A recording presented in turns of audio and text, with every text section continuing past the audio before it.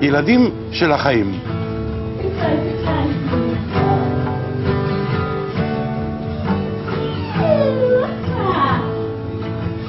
עיניי פקוחות מבלי לראות את השמיים,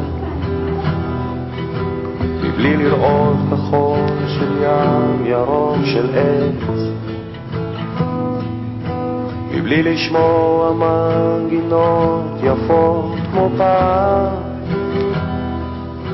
מבלי לראות את הדברים כמו שהם.